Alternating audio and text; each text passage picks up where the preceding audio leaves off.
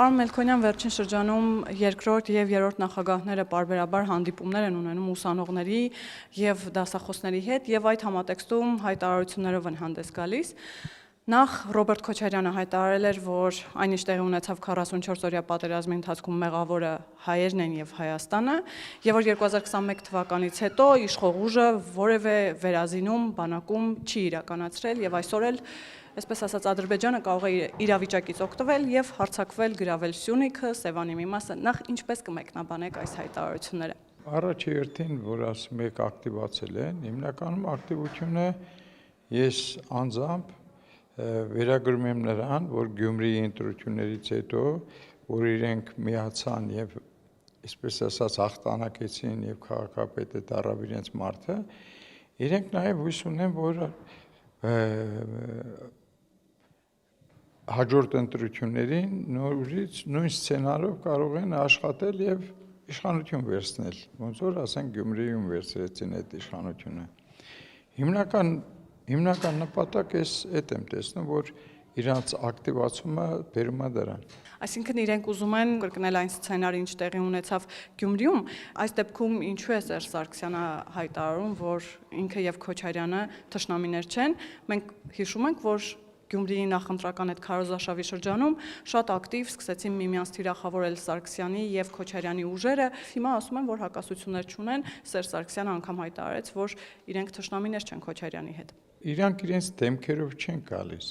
Իրանք ուրիշի դեմքերով են գալու իշխանության, իրանց ցանկությունն է դա։ Ոնց որ Գյումրիում եղավ, իրանք ուրիշի դեմքով եկան իշխանության։ Իսկ ինչ վերաբերում է Քոչարյան Սարգսյան, որ ասում են թշնամի չեն, իրանք երբեք թշնամի չեն եղել ու միշտ էլ իրանք իրար հետ են եղել։ Ի՞նչն է իրենց կապում։ Ամեն ինչը։ Իրենց կապում են, որ իշխանություն պետք է ձեռք բերեն, նորից իշխանության գան, այդ է կապում իրանց։ Իսկ մինչ այդ էլ իրանք երբևիցե հակառակորդ չեն եղել, իրար թշնամի չեն եղել, իրանք քավոր սանիկ են իրար վերջապես, եւ իրանք ամբողջ նպատակը մնալ իշխանության, ցույց տալ, որ իրանք իրար ատում են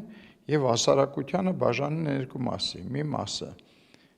սերժական, մի մասը քոչարյանական։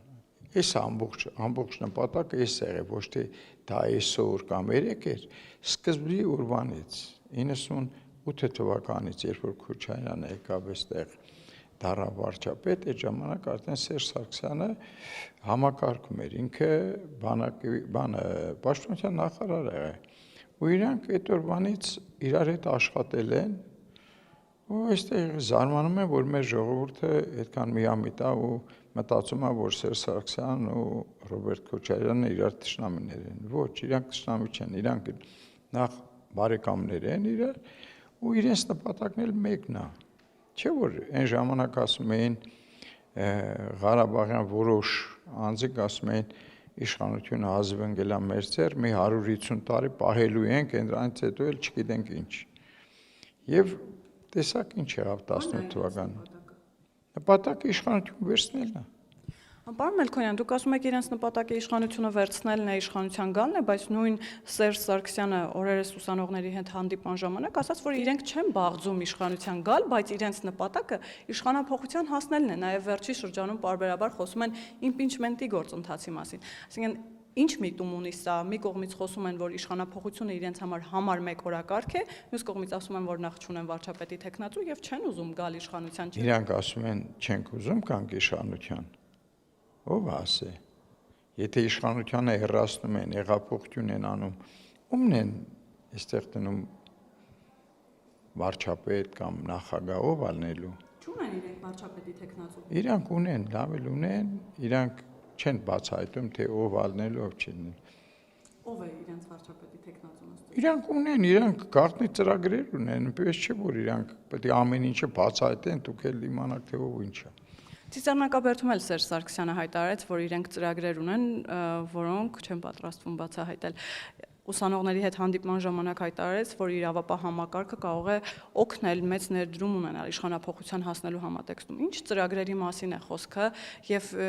ինչպես կարող է իրավապահ համակարգը օգնել հասնել իշխանափոխության։ Այդ ես չգիտեմ ինքը որ ծրագրեր իրանք ունեն, այդ ծրագրերը միանշանակ է։ Տեսակ Գյումրիի օրինակը։ Նորից ես վերում եմ Գյումրիի օրինակը։ Գյումրիում ասում էին, որ իրենք մարդիկ չունեն։ Իրանք չեն մասնակցում։ Բայց մենք տեսանք տարբեր դեմքերով մասնակցեցին եւ փաստացի իշխանությունը վերցրեցին Գյումրիում։ Էսի նորից նույն սցենարը, ես նորից եմ կրկնում, նույն սցենարն անելու նաեւ հաջորդ ընտրություններին։ 2026 թվականին ընթառաջ նաև ինչ սպասել, պարոն Մելքոնյան, նաև այն իմաստով, որ որոշ ռուսական լրատվամիջոցներում հայտնվեցին տեղեկություններ, որ Ռուսաստանը նաև սկսել է աշխատանքներ տանել իր թեկնածուների հետ, ճակերտավոր ասած, եւ Կիրիենկոն նշանակվել է համակարգող այդ իմաստով։ Այսինքն Ռուսաստանը ներգրավվածություն է ունենալու 2026 թվականի խորհրդարանական ընտրություններին եւ ինչ սպասել նաև այդ համատեքստում։ Ես նորից ասում, Գյումրին ցույց տվեց, որ իրենք կան այստեղ։ Իրենք մասնակցեցին, իրենք ընտրություններին նույնիսկ մասնակցեցին, Եդինայա Ռասիան հայտարարություններ արեց, վերջապես կոմունիստները հաղթանակեցին Գյումրիում։ Այդ սցենարն է դեռ 5-րդ շարասյունը կցված է Ռուսաստանին։ Դա կլինի Կիրիենկո, դա կլինի Վասիլև կամ ով ուզում է լինի, իրենց ծրագիրն են, որ Հայաստանը բաց չթողնել իրենց ձեռից։ Իրենց ամբողջ ծրագիրը Հայաստանին ոնց տիրել են դարերով, այնց նորից Հայաստանին պետք է տիրեն իրանք։ Իրանց խնդիրը իրանց պետական շահն է, որ իրենք մնան այստեղ Կովկասում։ Էս է իրանց շահը։ Իրանք ամեն ինչի գնալու են, ամեն ինչի։ Գումարներ են այստեղ տնելու, իրանց մարդկանց են նորից բերելու, լցնելու, ամեն ինչ անելու են, որ իրանց պետական շահը գերակա դառնա ամեն ինչի հանդեպ։ Պարոն Մելքոնյան, իսկ Քոչարյանի եւ Սարգսյանի ակտիվանալը եւ նաեւ հայտարարությունները դուք ինչպես եք մեկնաբանում, այդ հայտարարությունները ավելի շատ ներքին լսարանին ճակերտավոր ասած կերակրելու համար են, թե ուղղված են արտաքին լսարանին։ Համ ներքին, բայց հիմնականում Կրեմլին։ Ամեն մեկը ցույց է տալիս, որ ինքը Կրեմլին ավելի հավատարիմ կլինի, ինքը ավելի նվիրված է Կրեմլին։ Այս գործընթացն է ետում իրենց մեջ, որ Ռուսաստանին հավատարմության երթում են տալիս, թե ով ավելի հավատարիմ լինելու Կրեմլին, որ Կրեմլը արդեն ոնց որ ասած իր վրան հույսը դնի, մեկի վրա հույսը դնի ավելի շատ, բայց Կրեմլը այնեցա, որ երկուսի վրա էլ հույս է դնում, երկուսին էլ խաղացնի, խնդիր չունի ինքը։ Բայց երրորդ ուժը ինքը կունեն այստեղ, ոչ միայն ասենք Ռոբերտ Քոչարյան կամ ասենք Սերժ Սարգսյան, ինքը երրորդ, չորրորդ, 5-րդ ուժերին էլ է խոսք տալիս, որ դուք եկելնելու մեր դրածոն։ Պարոն Մելքոնյան, նաև բարբերաբար բերում եք Գյումրիի օրինակը եւ խոսում եք Գյումրիից, իշխող ուժը նաև մտավախություն չունի, որ 2026 թվականին կարող է այդ նույն սցենարը կրկնվել, դուք էլ ասացիք, որ Կրեմլը այստեղ մի դեմքով չի ներկայանալու, մի քանի դեմքեր ունենալու, 3-րդ, 4-րդ, 5-րդ, այսինքն այստեղ չի ստացվում, որ նույն սցենարով, Գյումրիի սցենարով կարող է իշխանության գալ ուժեր, որոնք չեն հետապնդում Հայաստանի շահը։ Այո, հիմնականում Ռուսաստանի շահերն է այստեղ գերական։ Իսկ մենք իհարկե դաս եղավ Գյումրին, որ մենք պետք է այնց արխային չընկնենք ու հույսը տնենք, ասենք մի մարդու վրա, որ այդ մի մարդը պետք է կարողանա ամեն ինչ անի։ Թիմը պետք է աշխատի։ Քշեր ցերեկ պետք է թիմը աշխատի։ Եվ բացթողումներ կան, այդ բացթողումների վրա պետք է անդրադառնան, որ թերություններ կա, այդ թերությունները աշխատեն վերացնեն։ Բայց հիմնական խնդիրը մեր խաղաղության պայմանագիրն է, որ պետք է խաղաղություն տիրի երկրում։ Դրա համար շատ աշխատանքներ պետք է տարվի, որպեսզի խաղաղության պայմանագիրը իրականություն դառնա։ Պարոն Մելքոնյան, ընդդիմությունը նաև բոյկոտում է խաղաղության պայմանագիրը, ասում է, որ Հայաստանի համար ոչ այդքան բարվոք պայմաններով է գնում խաղաղության, այդ պայմանագիրը ավելի շատ պետք է Ադրբեջանին, ոչ թե Հայաստանին։ Խաղաղության պայմանագիրը հիմնականում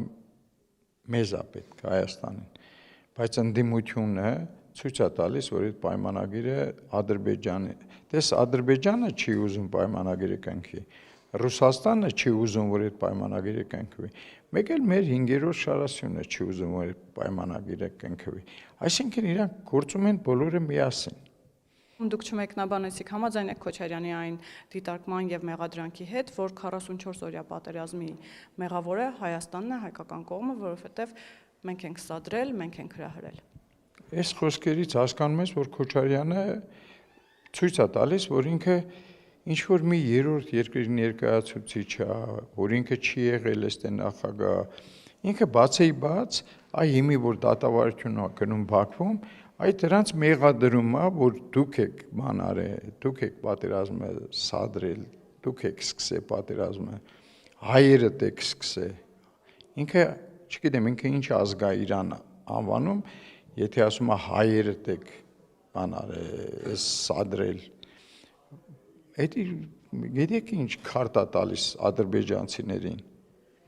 Ձեր սկզբի հարցից, որ ասենք ցույց է տալիս, թե մենք չենք զինվել, բայց մենք բոլորս գիտենք, ամբողջ աշխարհն է, չէ՞, ամենալավ Ադրբեջանը գիտի, թե մենք ինչ զենքեր ենք ձեռք բերել եւ ոնց ենք զինվում եւ մեր ռազմարտունաբերությունը ոնց է զարգանում։ Մենք դա շատ լավ գիտենք, բայց ինքը ցույց է տալիս Ադրբեջանը, որ մենք ոչ մի բան էլ չունենք, կարակ Սյունիքը վերցնեք, կարակ Վարդենիսը վերցնեք, ինքը այսպես ոնց որ ուղղորդի Ադրբեջանին,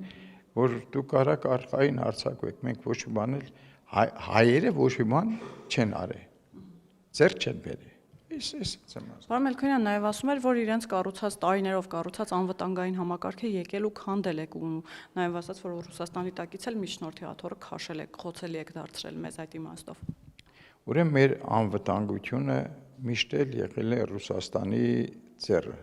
Մեր հույսը եղել է Ռուսաստանը, որ եղել անվտանգության երաշխավորը Հայաստանի, իսկ բոլորս գիտենք, այս թազանորություն չի։ Իսկ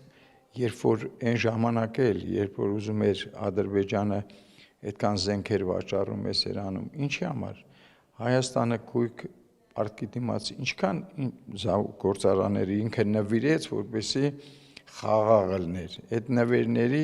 նվերների արդյունքում է խաղաղություն եղել։ Ինքը ամեն ինչ նվիրել է, մենք հիմի նվիրելու բան չունենք։ Դրա համար ինքը Ադրբեջանի ձեռն է բռնել, որտեղ Ադրբեջանը անընդհատ ունի նվիրելու բան։ Այսինքն այդ նավթը, գազը, ամեն ինչը վերցնում է Ռուսաստանից, վերավաճառում է այնտեղ եւ Ռուսաստանին հարստացնում է։ Մենք ոչ մի բան չունենք։ Չէ՞ որ ռուսները Ժիրինովսկին ասում էր, որ կերոսինով Հայաստանը փոխեցին Ադրբեջանի հետ։ Եվ այս ամեն ինչը մենք իմանալով գիտենք եւ նորից այդ մենք այդ սապոգը լիզելու ես չեմ հասկանում էլ այդ մարդիկ ինչքան պետք է բան անեն Ղարաբաղն էլ տվեցին ռուսներին տվեցին Ղարաբաղը որպեսզի ռուսները այդ երաշխավորը լինեն այնտեղ էլ երաշխավոր չեղան այստեղ արձակում են մեր սահմանների վրա տարածքներ են գրավում Հայաստանի տարածքից Ռուսաստանն ասում է ես չեմ ճանաչում այդ տարածքները չգիտեմ դա ծեր ուղերն է թե ասենք Ադրբեջանինն է ինքը Ռուսաստանը արդեն բրծել է մենք տեսանք արդեն համոզվեցինք մենք պարտվեցինք Ռուսաստանի ձեռքերով Ղարաբաղը դատարկվեց Ռուսաստանի ձեռքերով երբ որ մենք հիշում ենք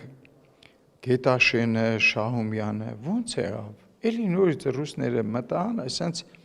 հանելով հայերին հայաթափելով տարածքները տվեցին ադրբեջանցիներին ու նույնը արեցին Ղարաբաղը հիմի նույնը ուզում են անեն Հայաստանի գլխին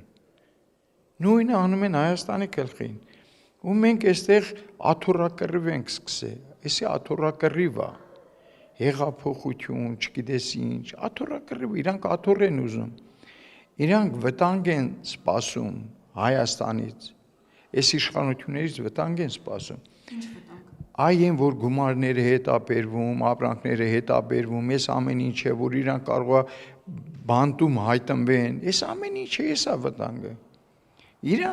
Իրանց անձնական շահն է հետաքրքրում, ոչ քո Հայաստանն է իրանց պետք, ոչ Ղարաբաղն էր պետք։ Հիմի Ղարաբաղցիներին բերեցին այստեղ ու ակտիվացած խոսում են, որ Ղարաբաղցիները վաղը պետք է փողոց դուրս գան, ընտրություններին ակտիվանան, այս ամեն ինչը Տենում ենք, չէ՞ ինչա կատարում։ Պարոն Մելքոնյան, դուք ասում եք, որ Ռուսաստանի մեղքով այդ ամեն ինչը տեղի ունեցավ, նաև Արցախը դատարկվեց, բայց օրերս Վիտալի Բալասանյանը նամակ էր գրել Վլադիմիր Պուտինին եւ խնդրել էր օգնել կազմակերպել արցախցիների վերադարձը Լեռնային Ղարաբաղ։ Ինչպես եք գնահատում այս նամակը եւ նման խնդրանքը Վլադիմիր Պուտինին։ Դա Վիտալի Բալասանյանի հերթական կապիկությունն է, որ կապիկություն է անում։ Սա այն Վիտալի Բալասանյանն է, որ ասում էր, երբեք Հայաստանի մարզ չի դառնա Արցախը անկախ պետություն է։ Գնացին թավալվեցին ռուսների ոտքերի տակ, ռուսները խաբեցին, իրանց ղեկավարությանը մի թատում են Բաքվում, իսկ ինքը թազա նամակ է գրում։ Զորի Բալայան էլ նամակ գրեց, ինչ եղավ այդ նամակի պատասխանը, դու տեսել եք, լսել եք պատասխանը։ Հիմա սրա պատասխանել դուք նույն բախտին կարժանանա։ Իրանք սովոր են ու իրանք Ղարաբաղում ամեն առիթների դեպքում ռուսական դրոշները, Պուտինի նկարները այդտենց են ֆրֆրացել։ Հիմա եկել են Հայաստանում, էլի նույնն են անելու։ Իրանք ծառայում են Պուտինին, ծառայում են Ռուսաստանին։ Էս է իրանց նպատակը Հայաստան չլինելն է։ Պարոն Մելքոնյան, եւ ինչ է անում իշխող ուժը այդ ամենը կանխելու համար, որպեսզի Հայաստան լինի, եւ նաեւ խոսեցինք, այստեղ նշեցինք, որ ընդդիմությունը դեմ է խաղաղության օրակարգին։ 2026 թվականին ընթരാճ հասկանալով, որ ամեն դեպքում այդ իմաստով նաեւ թիրախավորված եք, շարունակելու եք այդ օրակարգը։ Ուրեմն հիմի ամեն ինչ արվում է, որպեսզի մենք ոչ միայն Ռուսաստանի հետ, այսպես հարաբերությունները մենք չենք ուզում Ռուսաստանի ոչ թշնամի համարենք, ոչ բան, պետությունը, որտեղ ասենք առևտուր ենք անում, այդ առևտրային հարաբերությունները մնալու են այդտենց։ Ռուսաստանը ոչ ոքի ասե թշնամի, բայց Ռուսաստանը իր շահերն ունի, մենք մեր շահերն ունենք։ Հայ-ադրբեջանական խաղաղության պայմանագրի մասին։ Ես գնում եմ դրան։ Այսինքն ամեն պետություն իր շահը պետք է ունենա։ Մեր քաղաքականությունը, ասենք վաղը ամսի 9-ին, ասենք վարչապետը գնում է Մոսկվա։ Շատերն ասում են ինչա գնում, ոնց է գնում, չէ՞ որ այդ հաղթանակին նպաստել է նաև հայ ժողովուրդը։ 600,000 մարդ ենք մենք ուղարկել պատերազմ, որից 300,000-ը զոհվել է։ Հələ պատկերացրեք, Ղարաբաղի պատերազմին լրիվ մենք մոտ 10,000 զոհ ենք տվել, չէ՞, Ղարաբաղ, Հայաստան միասին 10,000։ Իսկ այդ պատերազմին մենք 300,000 ենք կորցրել։ Եվ դրա համար ասենք չմասնակցել դրան, դա էլ այնքան բան չի։ Իսկ մասնակցությունն էլ մեծ քննադատությունների։ Դե այդ եմ ասում, քննադատում են, ով է քննադատում, ընդդիմությունը։ Համ ռուսամետը թավալվում է, այնտեղ ասում է, չէ, չպետք է գնա։ Չէ՞ որ քաղաքականությունը, մեր քաղաքականությունը մենք պետք է տիրապետենք։ Առաջներում մեզ ասել են, էսենց կանեք, այնենց կանեք, արել ենք, բայց հիմա մենք ուզում ենք մեր երկրի շահերին համապատասխան գործողություններ կատարենք։ Հիմա ասենք Ադրբեջանի հետ այս խաղաղության պայմանագրի հետ կապնված, մենք պետք է նաև ուրիշ պետությունների հետ այև առնչվենք։ Արդեն փառք ասում իր լիքը բարեկամական երկրներ ունենք, որոնց հետ շփվում ենք, նույնիսկ զենքի առևտուր ենք անում, ամեն ինչը, ասենց ոնց որ հունի մեջ ընկածել են, արդեն Հայաստանին ճանաչում են որպես անկախ պետություն, որ իրանք են իրանց հարցերը լուծում, իրանք են իրանց քաղաքականությունը տանում։ Դրա համար մենք պետք է ավելի սերտ համագործակցենք մնացած պետությունների հետ, հիմնականում ասենք Եվրոպայի հետ, թեկուզ Ամերիկայի հետ արդեն մենք պայմանագրեր ունենք։ Այնպես որ ասենք մեր քաղաքականությունը հիմա մենք համարում ենք, որ ճիշտ ենք տանում։ Կարա թերացումներ լինի, բայց բոլոր դեպքերում ճիշտ ուղու վրա ենք։ Արտաքին քաղաքականության մասին է խոսքս։